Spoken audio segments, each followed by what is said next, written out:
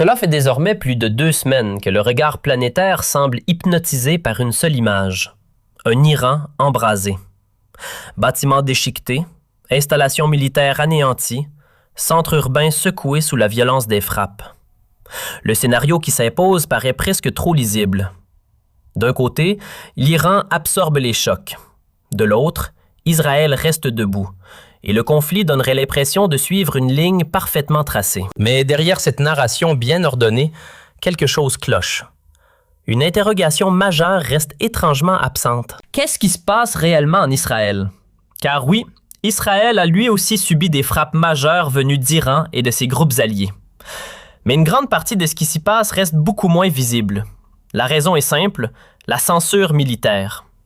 Israël interdit les directs pendant les attaques, encadre les images prises autour des sites sensibles, surveille les reportages et toute violation peut entraîner l'intervention immédiate des autorités. Le ministre israélien de la Sécurité nationale l'a lui-même rappelé. Résultat, une partie du vrai coût de cette guerre ne parvient jamais jusqu'au public. Mais malgré ce verrouillage, malgré les vidéos retardées, malgré les images filtrées, malgré les trous noirs de l'information, certains fragments ont quand même réussi à sortir. Et quand on les rassemble, une autre histoire apparaît. Une histoire bien moins confortable pour Israël. Une histoire qui montre que cette guerre ne se joue pas seulement au-dessus de l'Iran, elle se joue aussi désormais au-dessus du territoire israélien. Depuis le début de l'escalade, le public mondial a presque toujours été nourri du même tableau. Israël paraît solide. Son système de défense fonctionne, l'essentiel des frappes serait intercepté et les attaques iraniennes donneraient surtout l'image d'une menace contenue. Mais, au début du mois de mars, des images et des vidéos ont commencé à circuler. On y voit des missiles balistiques iraniens filer vers le territoire israélien. Certains auraient été accompagnés d'outils destinés à percer les défenses. Ce n'est pas un détail, c'est une tactique connue des doctrines militaires modernes. La saturation. Le principe est simple, lancer plusieurs missiles en même temps. Ajouter des leurres, brouiller les radars, multiplier les signaux parasites. Forcer le système d'interception à traiter trop de cibles à la fois. Le but n'est pas seulement de frapper, le but est d'épuiser. Et dans ce type de guerre, chaque intercepteur tiré vaut une fortune, des millions de dollars par unité, avec en plus un problème décisif, les stocks ne sont pas illimités. C'est là que cette guerre commence à changer de visage. Parce qu'à partir du moment où l'adversaire ne cherche plus seulement à détruire, mais à saturer et à user, chaque vague de missiles devient aussi une bataille d'endurance, une bataille financière, une bataille psychologique. Les conséquences se sont fait sentir très vite. Plusieurs frappes ont été rapportées comme ayant percé la défense et déclenché les sirènes d'alerte dans différentes zones d'Israël. Pour la première fois depuis que l'escalade a franchi un nouveau seuil, les sirènes ont retenti encore et encore dans plusieurs villes au cours d'une même journée. Le gouvernement israélien a alors activé des mesures d'urgence, restrictions sur les activités publiques, fermeture des écoles, suspension d'une partie du travail, déplacement d'une grande partie de certains patients hospitaliers vers des installations mieux protégées. Au même moment, autour de l'aéroport Ben Gourion, la situation a été décrite comme chaotique. Les civils cherchaient à quitter le pays et à Tel Aviv, des manifestations ont commencé à réclamer la fin de la guerre. Et tout cela n'était encore que le début. Quand on quitte le récit général pour regarder les sites touchés, les choses deviennent encore plus sensibles. Les informations complètes ne sont pas publiques. Beaucoup de détails manquent. Plusieurs vidéos ne sont apparues qu'avec un décalage d'environ 24 heures.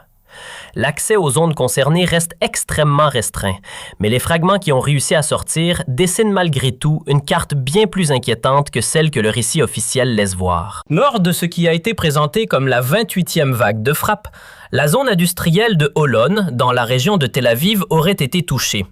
Et ce n'est pas une zone anodine, c'est un pôle industriel important avec des entreprises technologiques avancées et des fournisseurs liés directement ou indirectement au secteur de la défense. Les images apparues montrent un épais panache de fumée noire s'élevant dans le ciel, mais l'ampleur exacte des dégâts, comme la localisation précise de l'impact, n'ont jamais été détaillées à grande échelle. Des frappes du Hezbollah ont aussi été rapportées autour de Ramia, une zone proche de plusieurs installations importantes associées à l'armée de l'air israélienne. Plus au sud de Tel Aviv, dans le secteur de la Hula Valley, plusieurs rapports ont évoqué des attaques visant des installations de communication par satellite. Certaines images montreraient de grandes antennes paraboliques endommagées, avec le risque de perturber temporairement certaines liaisons militaires. D'autres rapports parlent d'un complexe de communication industrielle soutenant les systèmes électroniques de défense et une partie du réseau de communication militaire israélien. Des explosions y auraient été signalées. Là encore, sans communication officielle détaillée sur l'impact réel. Il y a aussi eu des affirmations relayées sur les réseaux selon lesquelles une frappe se serait approchée d'une installation souterraine de protection liée à la direction israélienne à Tel Aviv. À ce jour, rien n'a verrouillé officiellement cette information, mais le simple fait qu'une telle hypothèse circule dit déjà quelque chose du climat actuel. Plus le silence est dense, plus la spéculation prospère. Des dégâts ont également été rapportés près de la Kiryat, le quartier général du ministère israélien de la Défense. D'autres images encore montrent un missile balistique frappant une zone proche de Zarzir, en Galilée du Nord. Certaines sources ont même évoqué une attaque dirigée contre des installations liées à l'état-major militaire israélien.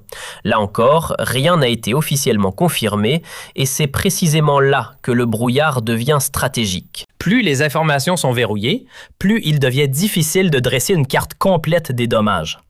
Les vidéos sont rares, les sites exacts sont souvent passés sous silence et même l'imagerie satellite, qui permet habituellement de réduire les zones grises, reste ici extrêmement limitée. Autrement dit, le public ne voit peut-être qu'une petite partie de ce qui a réellement été touché sur le plan militaire. Pourtant, le schéma devient de plus en plus lisible. Dans les doctrines contemporaines, on commence souvent par saturer les radars, fatiguer les opérateurs, pousser les intercepteurs à partir en nombre, obliger la défense à travailler sans répit. Et une fois le système sous pression, on envoie les missiles les plus lourds, les plus rapides, les plus difficiles à arrêter. C'est exactement la logique qui semble se dessiner ici. Oui, beaucoup de missiles ont été interceptés. Oui, des systèmes comme Patriot et THAAD ont continué à fonctionner, mais chaque interception a un coût gigantesque. Un missile Patriot, PAC-3, est estimé autour de 7,5 millions de dollars. Un missile THAAD peut monter jusqu'à 20 millions de dollars l'unité. Autrement dit, chaque salve iranienne n'est pas seulement une attaque dans le ciel, c'est aussi une guerre financière. Une guerre dans laquelle l'attaquant cherche à imposer à son adversaire un rythme de défense si intense, si cher, si nerveusement épuisant, qu'au bout d'un moment, la question ne soit plus seulement militaire. Parce qu'au bout d'un moment, la vraie question n'est plus « peut-on intercepter ?» La vraie question devient « combien de temps peut-on continuer à intercepter à ce rythme, à ce prix, sans déséquilibrer l'ensemble du système ?» Et plus le conflit dure, plus cette question devient dangereuse pour Israël. Mais les conséquences de cette guerre ne s'arrêtent pas au site touché. La guerre laisse aussi des traces humaines et économiques à l'intérieur même d'Israël. Plusieurs rapports évoquent environ 15 morts et plus de 2000 blessés au cours de cette phase d'escalade. Même ces chiffres doivent être regardés comme partiels, tant la communication officielle reste fragmentaire. Mais il donne déjà une idée du niveau de pression. Et dans cet espace de silence, les rumeurs ont explosé. Des messages ont circulé sur des militaires israéliens blessés pendant des opérations au Liban. D'autres ont affirmé que plusieurs personnalités importantes du système israélien auraient été gravement touchées. Le nom d'Ido Netanyahou a même été cité dans certaines rumeurs annonçant sa mort. À un moment, Benjamin Netanyahou lui-même a été déclaré mort par certaines publications. Le problème, c'est qu'aucune de ces informations n'a été verrouillée clairement par des confirmations officielles. Et, dans une guerre saturée de silence, ce vide produit toujours le même effet. Il ne calme pas les récits parallèles, il les nourrit. Sur le plan économique, le coût devient lui aussi massif. Entre les opérations militaires à grande échelle, la mobilisation des troupes, l'activation permanente des systèmes multicouches et la nécessité de protéger les infrastructures civiles, les dépenses explosent. Chaque tir d'interception coûte des millions. Chaque jour de guerre pèse davantage sur le budget. En parallèle, l'activité économique ralentit. Certaines zones vivent sous restriction.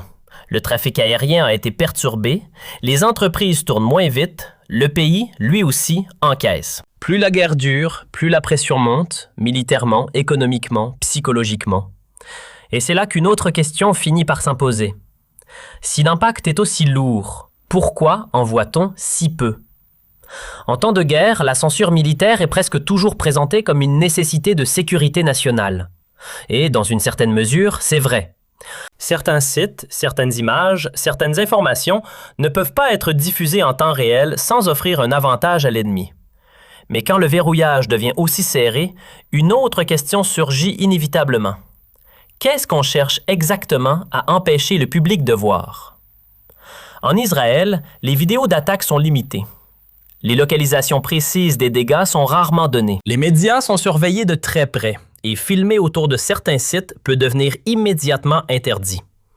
Résultat, le public ne voit qu'une partie du tableau et, à l'ère des réseaux sociaux, ce silence produit souvent l'effet inverse de celui recherché. Plus l'information est retenue, plus la curiosité grandit. Plus les images manquent, plus les spéculations prospèrent. Plus la guerre est cachée, plus la bataille du récit devient centrale. Parce qu'au fond, dans les guerres modernes, il n'y a pas que les missiles qui se battent. L'information aussi devient un champ de bataille. Monsieur?